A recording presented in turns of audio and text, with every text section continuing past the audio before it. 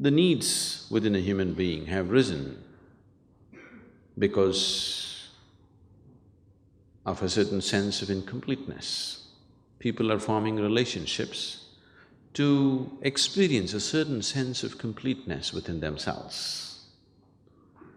When you have a good relationship with someone dear to you, you feel complete. When you don't have that, you feel incomplete. Why is this so? Because this life, this piece of life, is a complete entity by itself. Why is it feeling incomplete? And why is it trying to fulfill itself by making a partnership with another piece of life? Fundamental reason is that we have not explored this life in its full depth and dimension.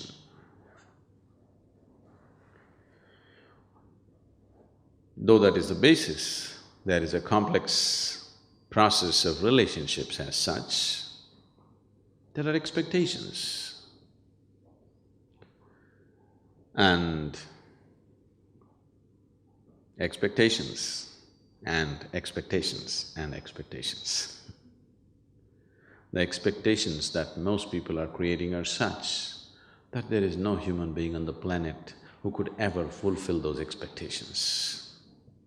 In the process of holding a relationship, the first moment of meeting, the expectations may be common, but as every step that we take in life, the expectations may become different. Because these expectations keep changing in people, they're not consistent and they cannot be. One person may be consistent with the same expectation throughout their life, another person's expectations may be changing because his perception and experience of life is changing. Now, relationships become great conflict.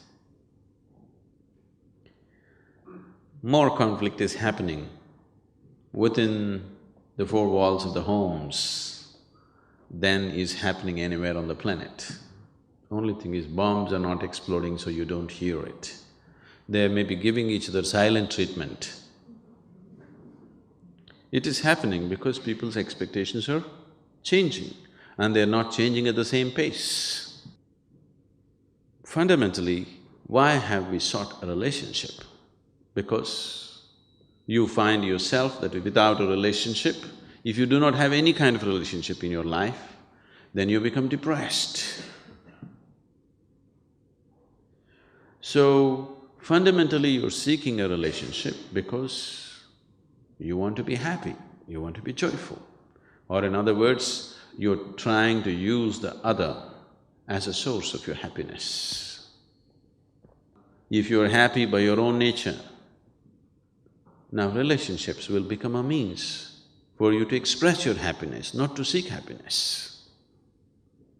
If you're forming relationships to seek happiness and trying to squeeze happiness out of somebody, and that person is trying to squeeze happiness out of you, now this is going to be a painful relationship after some time.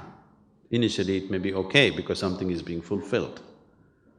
But if you have become a joy by yourself and you're forming relationships because you want to express your happiness, nobody's going to complain about you because you're in the process of expressing your joy, not seeking joy from the other person.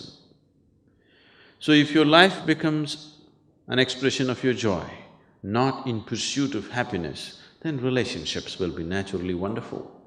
You can hold 1,000,000 relationships and still hold them good. Now, this whole circus of trying to fulfill somebody else's expectations does not arise, because if you are an expression of joy, anyway they want to be with you.